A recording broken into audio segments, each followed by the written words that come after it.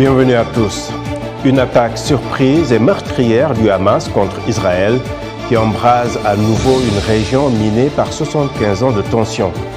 L'assaut perpétré le week-end par les militants du groupe palestinien qui contrôle la bande de Gaza depuis 2007 a surpris les forces de défense israéliennes. Les assaillants ont tué des centaines de personnes et pris en otage des dizaines de civils et de militaires. L'armée israélienne, qui dit avoir repris le contrôle de la frontière avec Gaza, continue de pilonner ce territoire densément peuplé. L'attaque du 7 octobre a suscité l'indignation à travers le monde et provoqué une levée de boucliers des alliés d'Israël, États-Unis en tête, mais beaucoup craignent un enlisement qui risque de coûter cher aux civils des deux côtés. Ceci alors qu'Israël était engagé dans un processus de normalisation avec des pays arabes dans le cadre des accords d'Abraham sous le parrainage des États-Unis. Comment en est-on arrivé là? Quels risques pour la région et le reste du monde? Comment mettre fin au conflit israélo-palestinien? Réponse avec nos invités.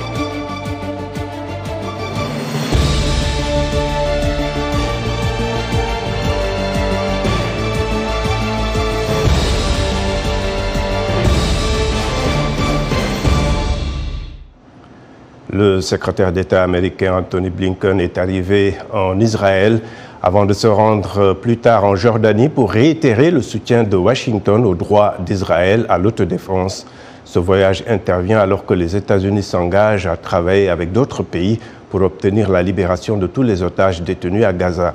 Le chef du bureau du département d'État de VOA, Nike Ching, en a plus sur ce récit de Nathalie Barche.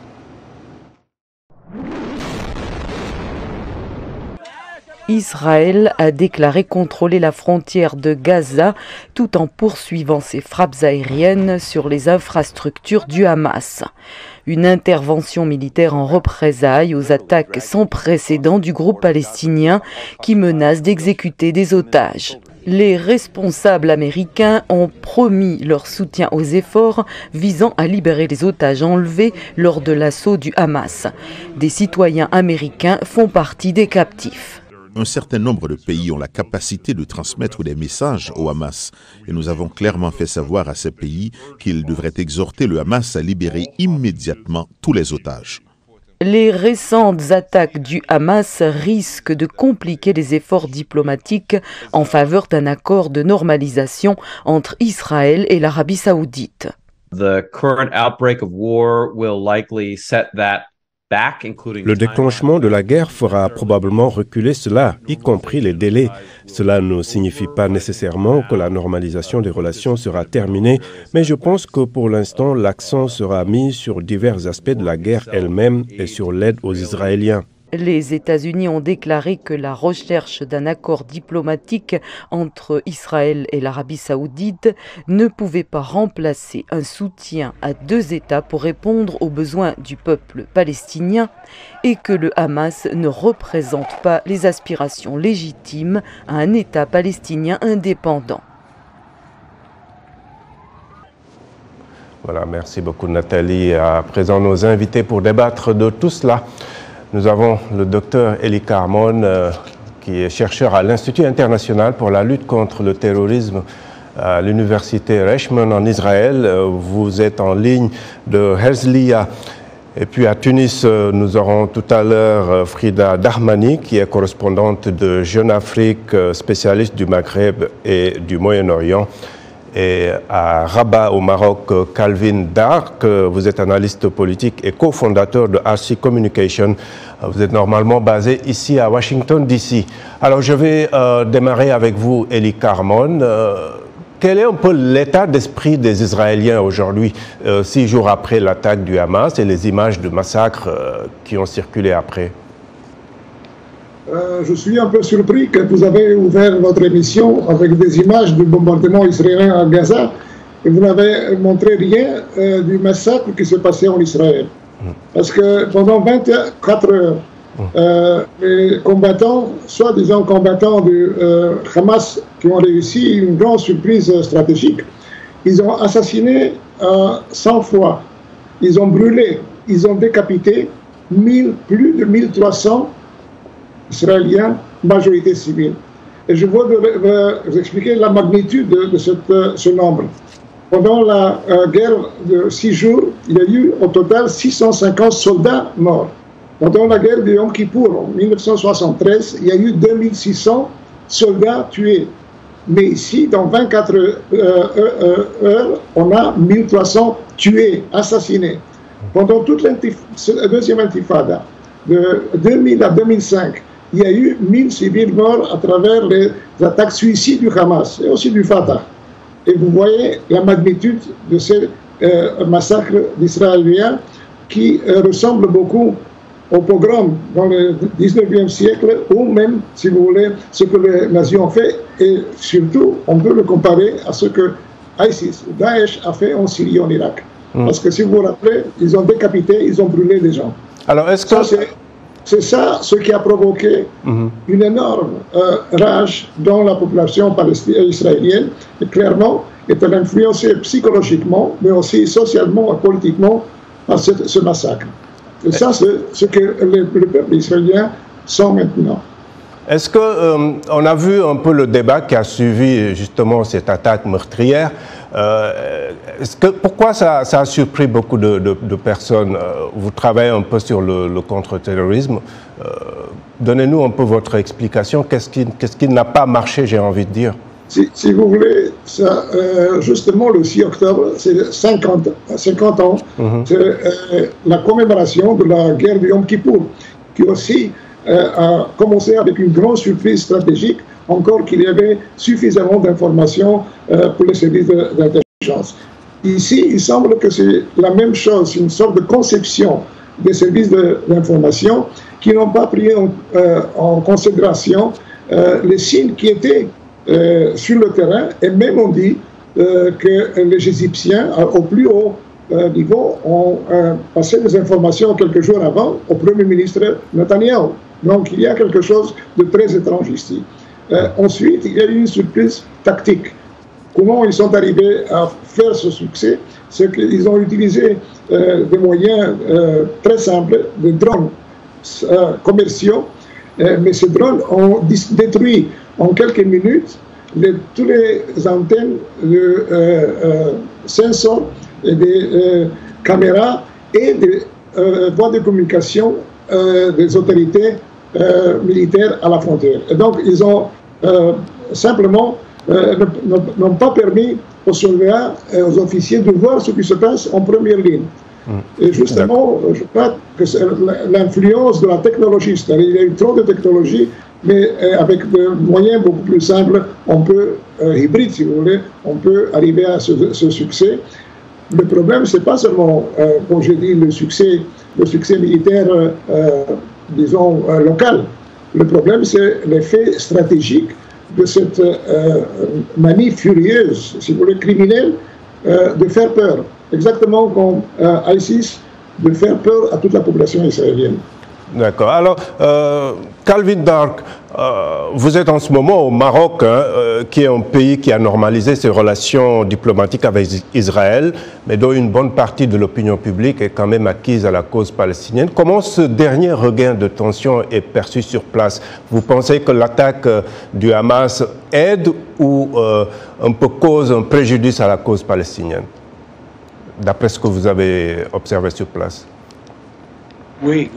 Et en fait, comme vous avez dit, je suis ici à Rabat, au Maroc, mais juste avant l'éclatement de la violence de Hamas, j'étais au Caire. Et en fait, j'étais à Alexandria, le lieu de cet événement avec la police égyptienne. Et le soir avant que je suis venu ici au Maroc, j'ai eu un dîner avec mes amis égyptiens. Et ils m'ont dit quelque chose de très intéressant. Ils m'ont parlé beaucoup de ces accords Abraham. Et ils ont dit qu'il y a un décalage entre les relations des gouvernements arabes avec Israël et la perception et les sentiments des peuples arabes. C'est-à-dire, pour eux, il n'y a pas suffisamment de mécanismes dans ces accords Abraham pour résoudre la question palestinienne. Et alors, maintenant au Maroc, je me sens que c'est presque le même cas qu'on comprend, il y a beaucoup de bénéfices des accords Abraham pour le Maroc et pour Israël, mais la question palestinienne est primordiale. On sait que le roi Mohamed VI du Maroc, il est président de la comité Al-Quds. Alors, il a un rôle aussi au centre de cette résolution qu'on cherche pour la question palestinienne. Alors, je crois que pour ça, ça va être très difficile d'avancer ce projet des accords Abraham, surtout pour le court terme. Alors, Éric Carmon, dans le cadre justement de ces accords d'Abraham, Israël avait établi des relations diplomatiques avec des pays importants de la région, les Émirats arabes unis, Bahreïn. On parle même d'un rapprochement avec l'Arabie saoudite. L'attaque du 7 octobre et la riposte d'Israël, tout cela, est-ce que ça remet en cause ce processus? Justement, l'objectif principal est de cette date spécifique, cette semaine, si vous voulez, de l'attaque du Hamas, est coordonnée avec l'Iran, qui a payé beaucoup de matériel de guerre du Hamas, qui a contrebandé beaucoup de missiles dans le temps vers Gaza, qui aussi a entraîné les forces du Hamas au Liban et en Iran même. Et justement, à cause de la normalisation possible de relations entre l'Arabie saoudite et Israël. Et je vais expliquer. Il y a quelques mois, il y a eu un accord diplomatique entre l'Iran et l'Arabie saoudite sous l'égide de la Chine, de faire la paix et de normaliser les relations. La normalisation de cette relation avec Israël implique, du point de vue de l'Arabie saoudite, une importance stratégique, parce qu'elle implique un accord de défense, une alliance, comme avec l'OTAN, entre l'Arabie saoudite et les États-Unis. L'acceptation de bâtir un projet nucléaire sur le territoire saoudien, et aussi de normaliser les relations avec Israël, ce qui implique des relations non seulement économiques et politiques, mais aussi technologiques importantes qui peuvent aider l'Arabie saoudite contre l'Iran. Justement, l'Iran voit cela comme un danger immédiat, disons, à la stratégie qui est la stratégie hégémonique qui avait réussi jusqu'à maintenant, même avec cette action de Hamas, on peut dire que ça a réussi. La question est ce qui va continuer. Parce que du point de vue d'Israël, on ne peut pas résister, on ne peut pas survivre dans cet environ régional sans détruire finalement le pouvoir militaire du Hamas qui aussi oppresse le peuple gazien. Parce que le peuple en Gaza n'est pas libre. Il n'a pas eu d'élection depuis 2006.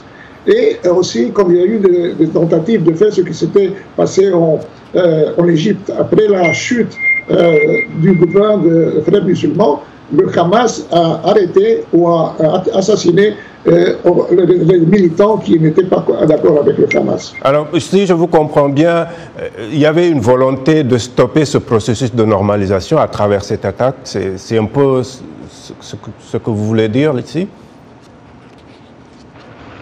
Oui. Oui, bien sûr, ça, comme je dis, il y a cet objectif. Le deuxième objectif, c'était dans le cadre de la lutte entre le Hamas et le gouvernement du président Abou Mazen dans l'autorité palestinienne, qui est déjà affaiblie pendant les dernières 2 années, surtout depuis mai 2021, quand le Hamas a commencé à se présenter sous le narratif de défenseurs de la mosquée Al-Aqsa et de Jérusalem, et en fait de nouveau utiliser les missiles et le terrorisme, et cela met en danger l'équilibre et même la survivance du gouvernement du président Abou Mazen, qui est un gouvernement séculaire du Fatah, et donc ennemi juré du Hamas. Je dois aussi expliquer que le Hamas a pris le pouvoir à Gaza en 2007 dans un coup militaire pendant lequel 200 membres des forces de sécurité du Fatah, ou la police officielle, ont été assassinés et jetés du plus grand édifice à l'époque de Gaza. Donc le genre, si vous voulez, ISIS ou de Daesh a été utilisé aussi contre les Palestiniens. Alors, Calvin, les États-Unis se sont fortement mobilisés aux côtés d'Israël, leur allié. Jusqu'où pourrait aller ce soutien de Washington? Oui, j'imagine qu'il n'y a pas vraiment une limite de comment on peut mobiliser en faveur d'Israël de la part du gouvernement américain, parce que par exemple, on a vu une mobilisation très profonde pour l'Ukraine, mais c'est toute une autre chose pour l'Israël. Et la preuve de ça, c'est que le secrétaire d'État Blinken il est déjà sur place pour démontrer la solidarité des États-Unis. Et on a vu aussi le président Biden dans son discours avec des mots très très forts et clairs, parce que bon, pour les États-Unis, l'Israël, c'est un allié de longue date, un allié très fort dans la région, mais aussi nous sommes en pleine campagne présidentielle pour les élections de novembre 2024. Alors, c'est comme les candidats républicains et le président Biden sont en train de vraiment démontrer qu'ils fassent de leur mieux pour soutenir Israël, d'être engagés. Et je crois que ça va vraiment continuer, surtout avant les élections. Kelvin, avant d'aller aux commentaires Facebook, le secrétaire d'État Anthony Blinken est en Israël. Il va ensuite se rendre en Jordanie. Comment est-ce que la diplomatie américaine peut aussi avoir la majorité des pays arabes à ses côtés pour essayer de trouver une solution ici? Je crois que ça va être très difficile si Blinken n'apporte pas un message très fort et clair et un plan stratégique pour comment résoudre la question palestinienne. S'il continue avec la phrase fameuse, une solution qui correspond aux aspirations du peuple palestinien, mais sans détail, sans précisément de comment est-ce qu'on peut vraiment résoudre la question, ça va être très difficile d'avoir le vrai soutien des autres pays arabes autour d'Israël dans la région. D'accord. Alors, oui, vous pourrez y répondre quand on revient. Tout à l'heure, M. Carmon, on peut aller rapidement aux commentaires Facebook. Quelques auditeurs et téléspectateurs de La Voix de l'Amérique. Nous avons Junior Bompongo qui est à Kinshasa et qui nous dit que l'offensive du Hamas en territoire israélien n'est pas une surprise car les tensions ont augmenté ces dernières semaines, notamment en raison de l'éviction de familles palestiniennes du quartier de Sheikh Jarrah à Jérusalem-Est. Pour mettre fin au conflit israélo-palestinien, une solution politique doit être trouvée. Archiduc Théodore est N'Djamena au Tchad. Il écrit « Le Hamas, abandonné par la communauté internationale, a choisi de s'exprimer par la violence qui n'a pas sa place dans toute recherche de paix dans ce genre. » Et puis Charles Bazema Ouagadougou, il dit « Cette crise nous montre une fois de plus que le monde a lamentablement échoué à résoudre les crises. » Voilà, merci de rester fidèle à VOA Afrique, Washington Forum qui revient après une courte pause.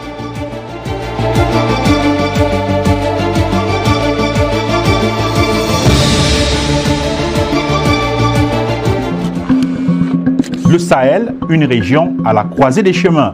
Focus Sahel, votre nouvelle émission sur VOA Afrique. Crise sécuritaire, montée de l'extrémisme, déplacement de populations, influence étrangère. VOA Afrique braque ses projecteurs sur la bande sahélo-saharienne pour vous aider à comprendre les enjeux qui sévissent dans cette région et les événements qui rythment la vie de ces pays. Retrouvez nos équipes à Washington et nos correspondants sur le terrain pour des reportages, des analyses et des interviews. Pour tout comprendre sur le Sahel, rendez-vous tous les mardis à 18h temps universel sur VOA Afrique, voaafrique.com et toutes nos plateformes digitales.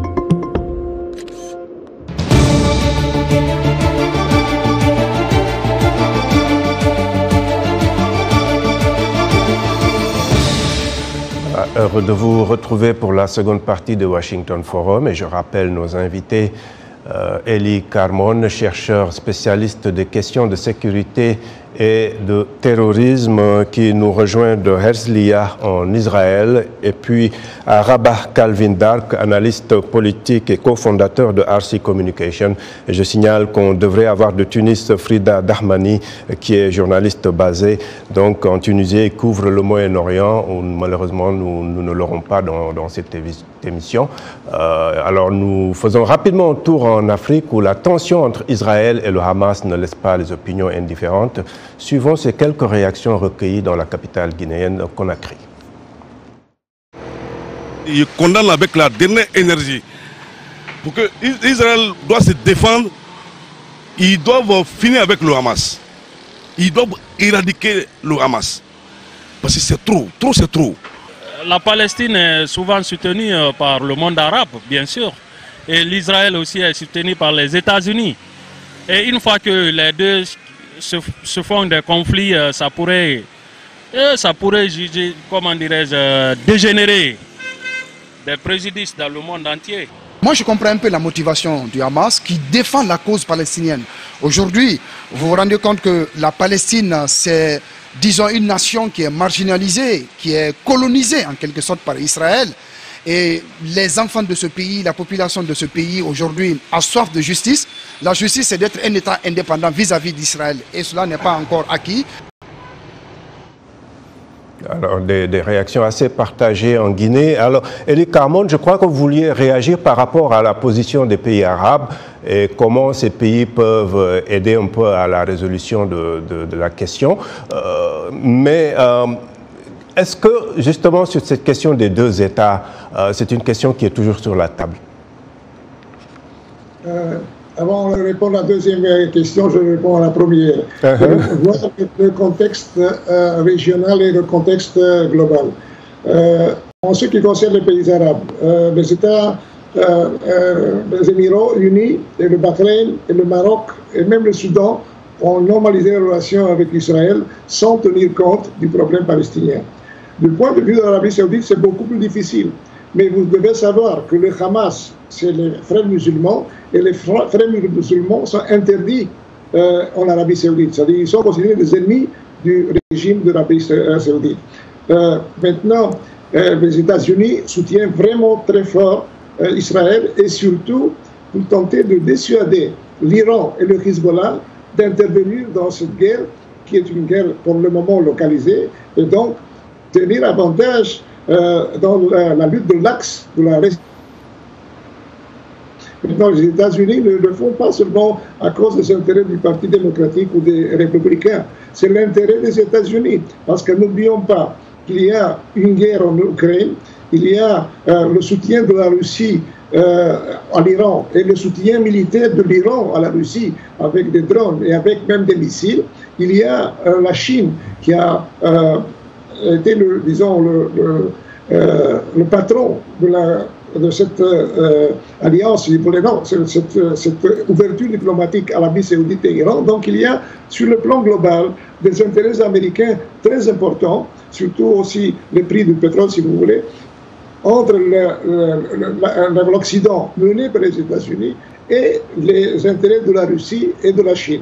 Et donc, ce conflit est vraiment au plan local entre Israël et le Hamas, entre le Hamas et l'autorité palestinienne. Sur le plan régional, c'est l'Arabie saoudite et les pays du Golfe, et même l'Égypte et l'Iran, et aussi dans le cadre global.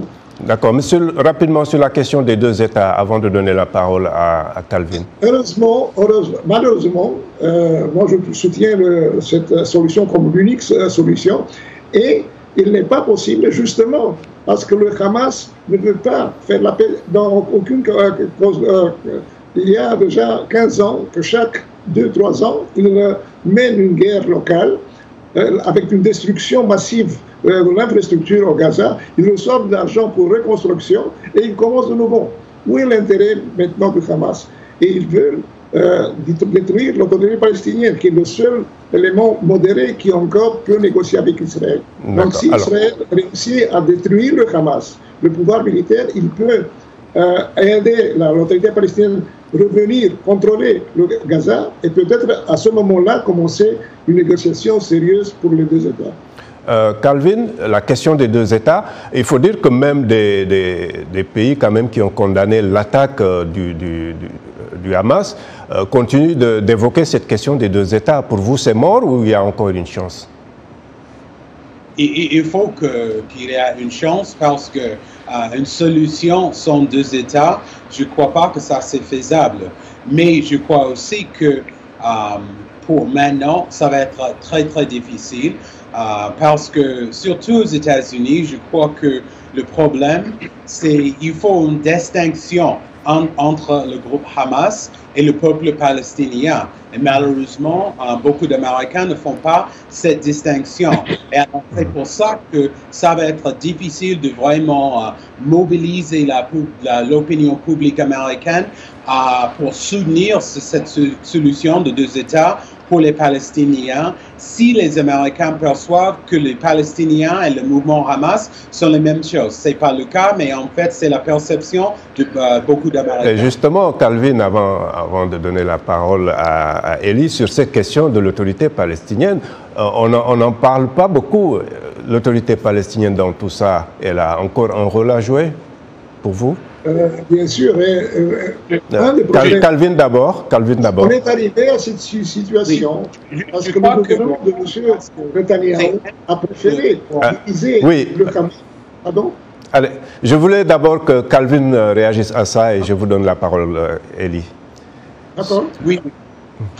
Je dis qu'il faut qu'il joue ce rôle parce qu'en fait c'est impossible pour le groupe Hamas, et aussi il faut une partie prenante confiable avec les États-Unis, et dans cette vide ça va être Abbas, mais ça va être difficile aussi s'il ne fait pas la distinction pour les Américains des différences entre ces objectifs, les objectifs du peuple palestinien et cet éclatement de violence de la part de Hamas. Il faut que les Américains comprennent cette distinction, et après ça, on peut avancer la question des solutions de deux États.